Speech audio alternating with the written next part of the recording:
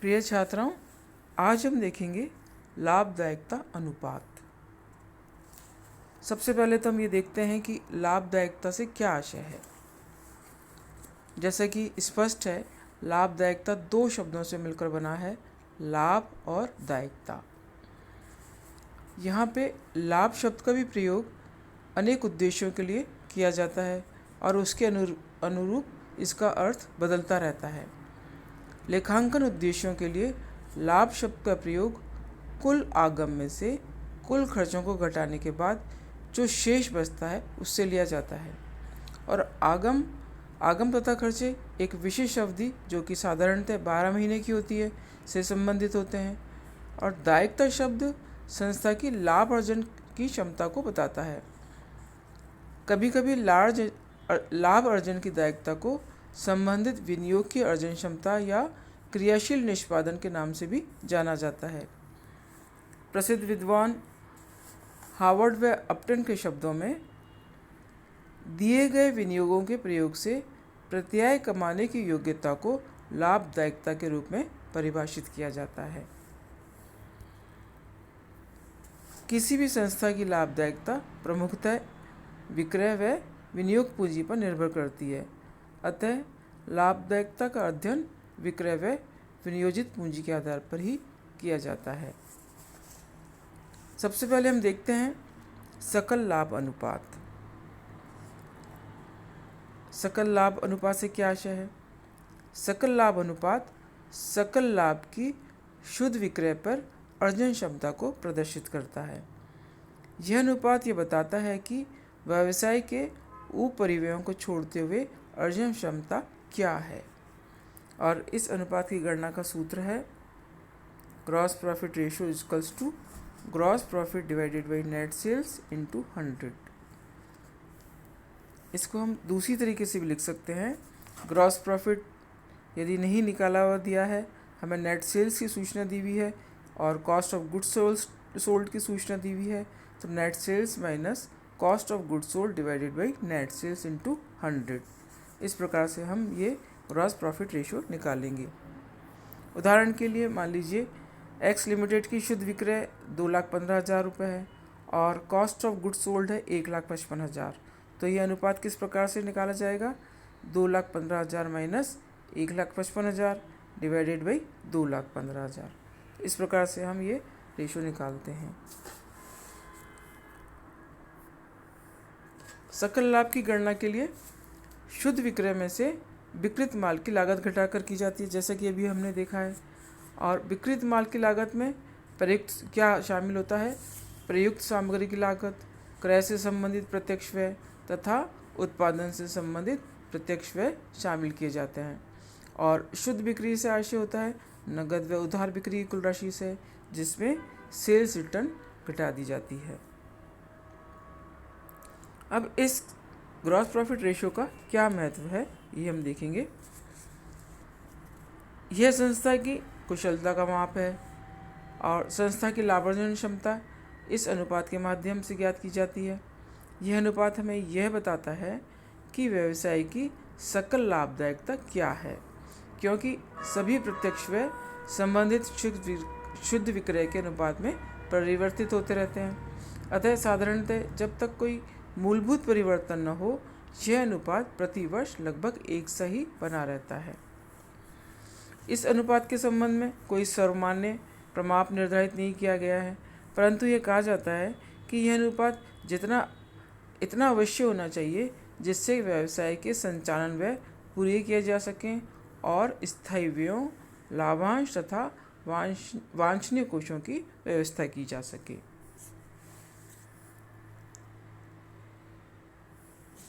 Kennedy एवं McMullan के अनुसार सकल लाभ अनुपात में किसी भी कारण से या सामग्रिक रूप से वृद्धि हो सकती है, जिसमें पहला है विक्रय मूल्य में वृद्धि किंतु विकृत माल की लागत में वृद्धि न होना। दूसरा है विकृत माल की लागत में कमी होना लेकिन विक्रय मूल्य में वृद्धि नहीं होना। और तीसरा है विक्रय मूल्य एवं विकृत माल की लागत का ऐसा संयोजन जिससे कि सकल लाभ की राशि में वृद्धि हो। और चौथी स्थिति हो सकती है कि अधिक सकल लाभ वाली मदों के विक्रय में वृद्धि। अब हम नेक्स्ट देखेंगे परिचालन अनुपात। सबसे पहले देखते हैं कि ये इस अनुपात का क्या अर्थ है।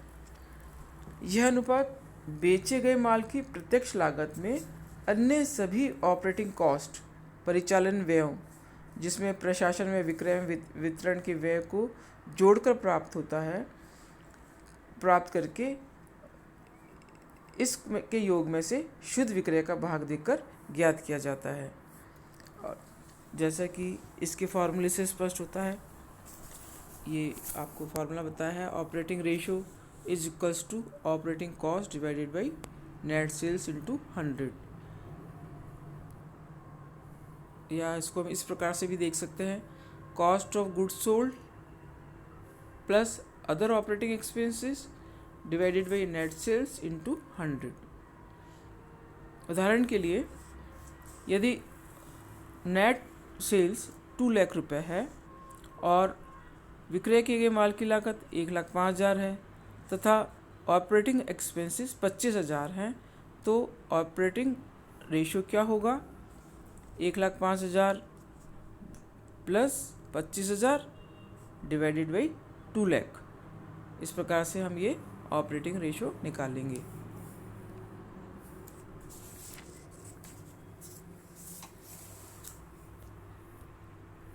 परिचालन अनुपात के अंदर कई उप अनुपात निकाले जाते हैं, जिसमें सबसे पहला अनुपात है प्रयुक्त माल की लागत का अनुपात।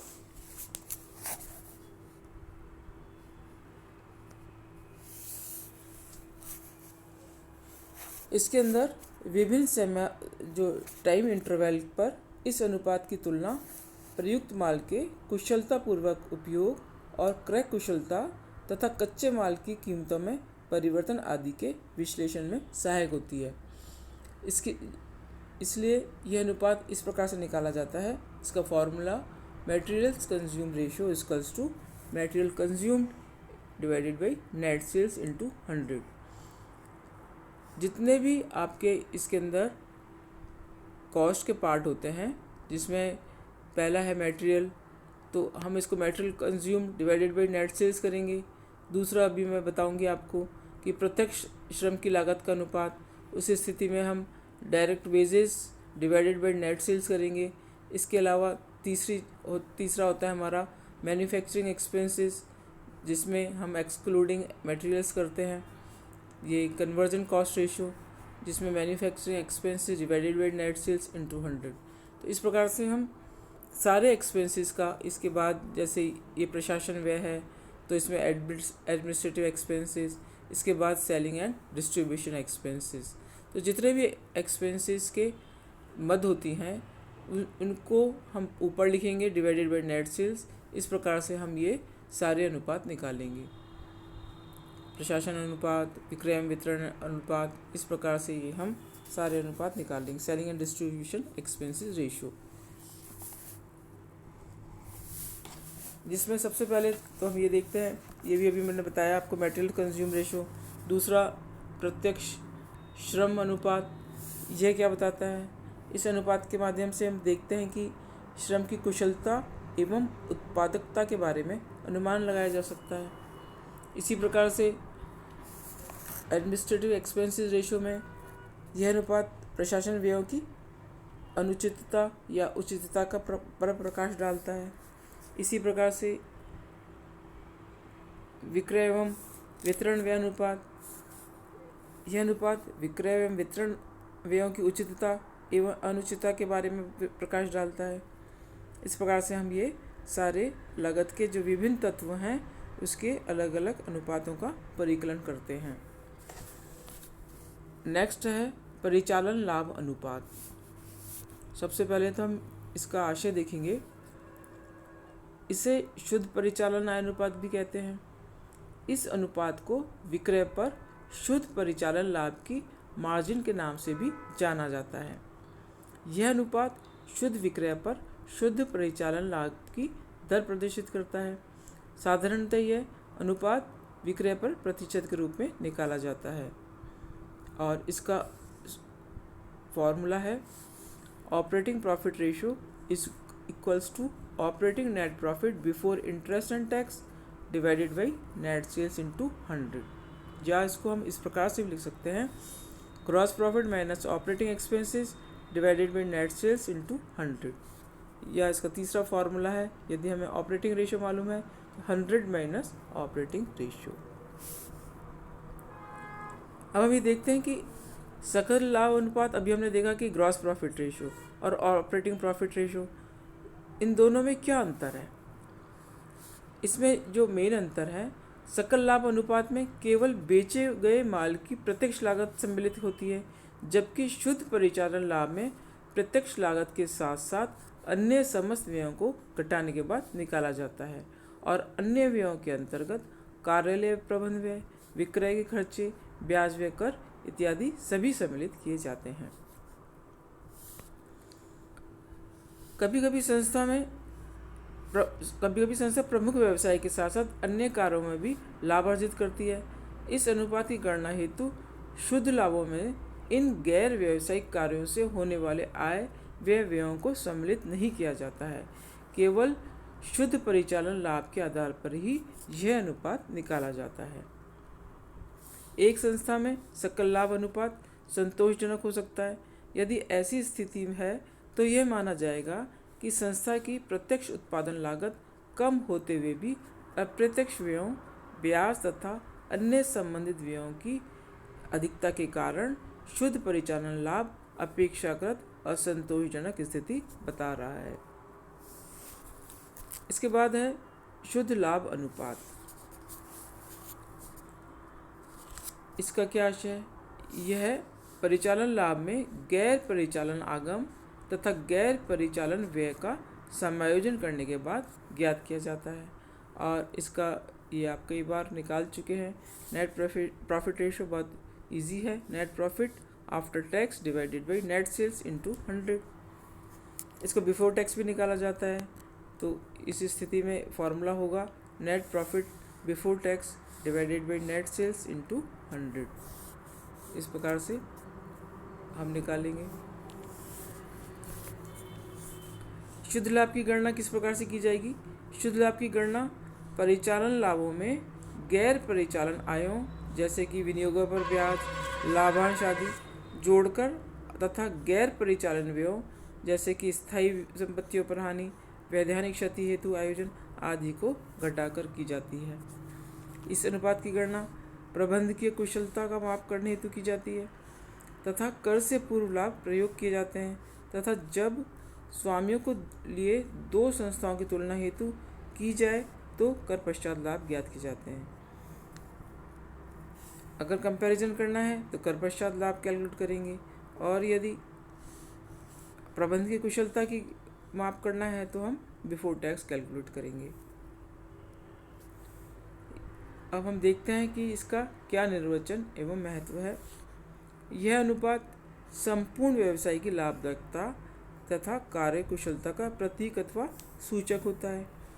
यह अनुपात जितना अधिक होगा, संस्था की कार्य कुशलता एवं लाभदायकता उतनी ही अधिक होती है, और इसका कम होना संस्था की कार्य कुशलता व लाभदायकता का नीचा होना माना जाता है। इस प्रकार से आज हमने देखा प्रॉफिटेबिलिटी रेशियो। कल हम देखेंगे विनियोजित पूंजी पर आधारित लाभदायकता अनुपात।